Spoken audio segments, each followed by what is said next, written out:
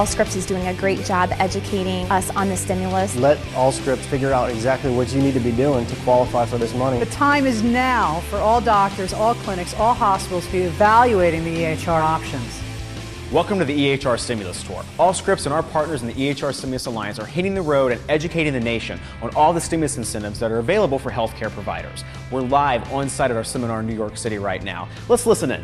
I have heard care providers say, well, if I'm getting paid for a EHR, I will just get the money and then buy one.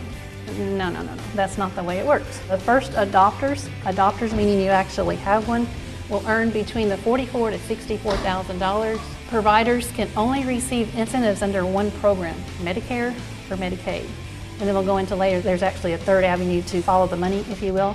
Hospitals can earn up to $2 million, but over 5 years, they can earn more than $10 million based upon their mix of Medicare and Medicaid. But it really boils down to what they're calling MUs, meaningful use.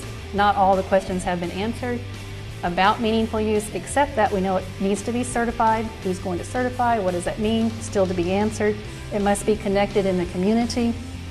And there has to be some quality reports that come out and show validation of the meaningful use. In addition to talking about the legislation, we're also hearing from real healthcare providers in the field. Let's hear what their experience has been with technology. So next step, we went into our EMR selection. We had the board mandate, like boards typically do, a few things to us. They said, get the best product. I was happy with that. Make sure it's competitively priced, no surprise there. They wanted no interruption in cash flow, and they wanted the ability to implement one module at a time because they didn't want to change the way the physicians practice medicine too drastically. We chose the Allscripts Enterprise product.